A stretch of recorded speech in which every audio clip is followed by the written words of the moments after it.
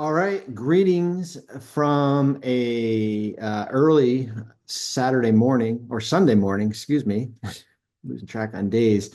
Hopefully everyone is doing great. Hopefully everyone, the stunned belief of the Luka Doncic, Anthony Davis trade has worn off. Probably won't.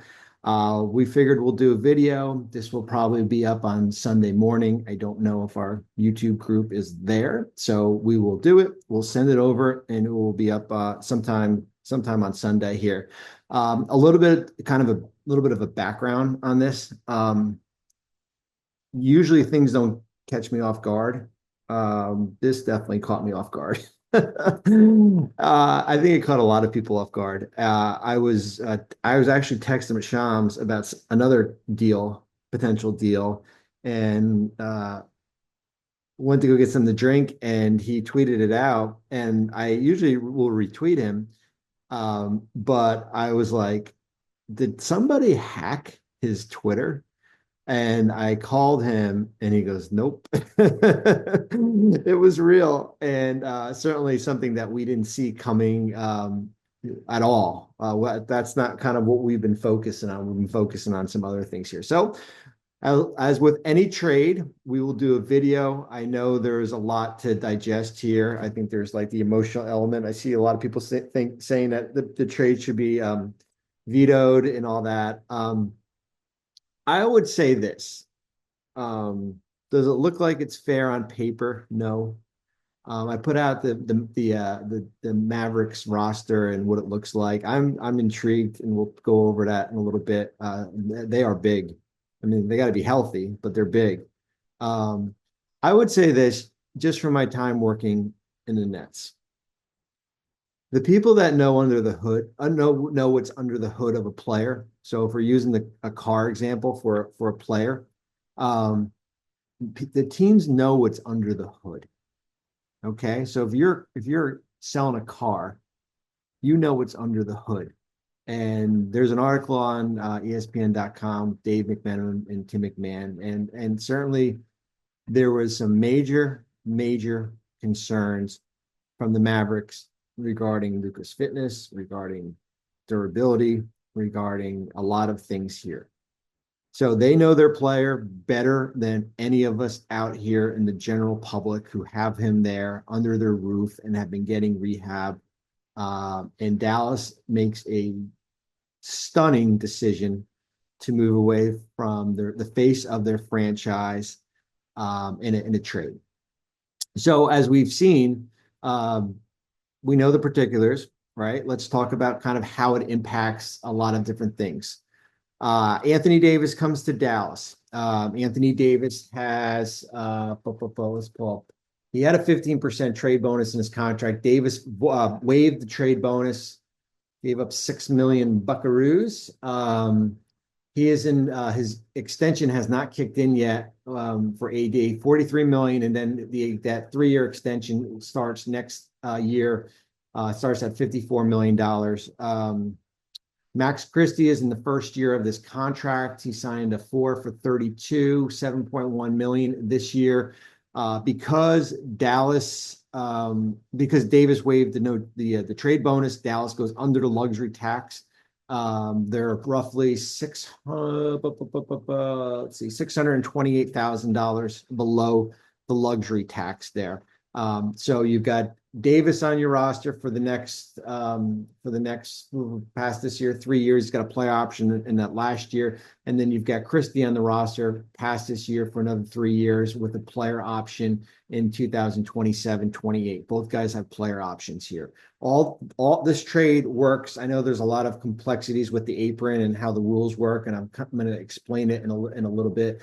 Actually, Dallas is taking less back, so they are allowed to. They're not a first apron team. Remember, they're hard capped at the first apron, so they have to stay below that, which they do with this trade here. When you look at it from the Lakers' perspective, let's talk about Dallas as far as their roster, everything. Sorry about that. Listen, I know it stings, and Luka is your face, your franchise, but you could probably, roll out a Kyrie, Clay, PJ Washington, Anthony Davis, Daniel Gafford / Derek Lively That is a big monster lineup. And certainly Nico Harrison, their GM, came out and said, hey, defense. That's what we're putting our pride in, defense moving forward. Listen, this trade will not be judged in the next week or two, and whenever these guys get back healthy. This is going to be a trade we judge on in the postseason. This is a trade we judge on next year. There's a lot of different layers here to this. So you've got that starting five. You've got, I mean, your bench: Dinwiddie, Dante Exum's back, Quentin Grimes, Jaden Hardy, Max Christie, Najee Marshall, Omax, Derek Lively, Dwight Powell. It is pretty intriguing as far as what you have. You have now 3 first-round picks that you can trade. You got an unprotected first from the Lakers as part of this deal in 2029. That is juicy. You can trade your 25, the Lakers first in 29, and then your own in 31. If you wanted to go out and make a trade, as I mentioned, you go under the luxury tax here. So that is kind of a big picture approach for Dallas. I know it stings if you're a Maverick fan and you're waking up, you're thinking Luka just got traded. And we're going to talk about Luka because there's some major financial ramifications here as far as what was going to happen with Luka this summer here. So that is a little bit of it from the perspective of from Dallas. For the Los Angeles Clippers, and I am actually on my way to catch a flight tomorrow to LA for the trade deadline week. Thank God I was not in flight. Luka has 3 years left, 43, 45, 46 million, and then there's a player option 40 in 2026, 48.9 million. Luka was in line to sign the richest contract in NBA history. The number, I think I tweeted it out, 5 for 345, I want to say. Let me just see here. Yeah, Luka was eligible to sign a 5-year, $345 million Supermax extension with Dallas. He is not allowed now because he is traded. That does not carry with you in a trade. He is eligible to sign for 4 for 229. Should he do that? He shouldn't. And here's why. If Luka signed a 3-year extension, basically you decline the option in 2026, 27, 3-year extension with a player option, that would give him the flexibility to have basically a super max-esque contract because he would have 10 years of service. We tweeted about it here. The long play 4-year extension should not be something that he should consider. It should be basically kind of what Jalen. I'm getting texts now. Oh my goodness. The short-term extension should be something that they should be considered. So we'll see what happens with Luka this summer. He's eligible for 4 for 229. The smart play, as I said, would be 3 with a player option for that 3rd year. That gives him 10 years of service and be able to kind of get another big bite of the apple here.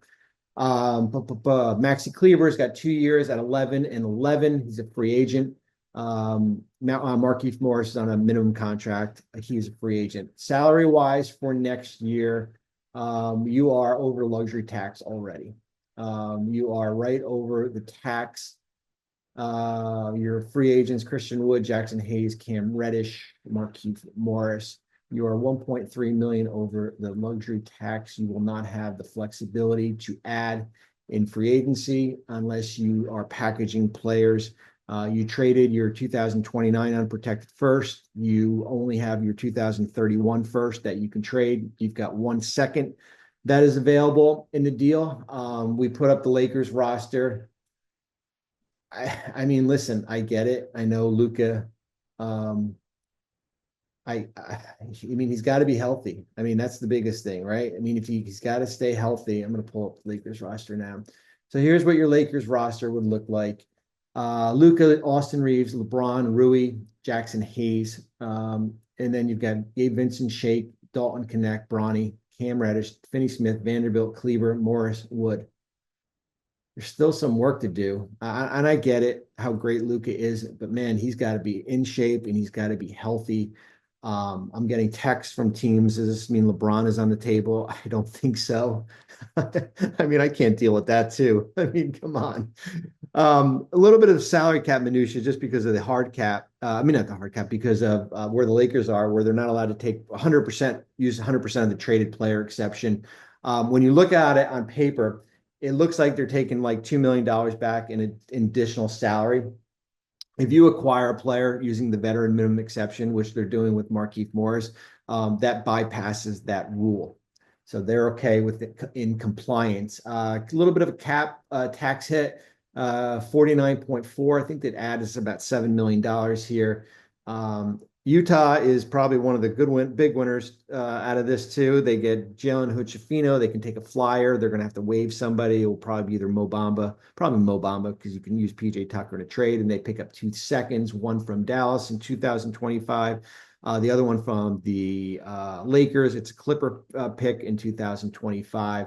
The middleman, right? Kind of, right where you are and everything. So that is it. I don't know how long we went. I know I'm like rambling like a babbling idiot here. I would just, I know there's an overreaction to everything we do in life. I would just take a deep breath and take this in. And when these guys are healthy, evaluate what this trade is. Okay. Trust me. I put that Dallas roster up there. It is awfully intriguing, but AD's got to be healthy and Luka's got to be healthy. And there we are. We will be doing more videos down the road. Hopefully everyone is good. We will talk soon. I think I have nothing else to add. That is it.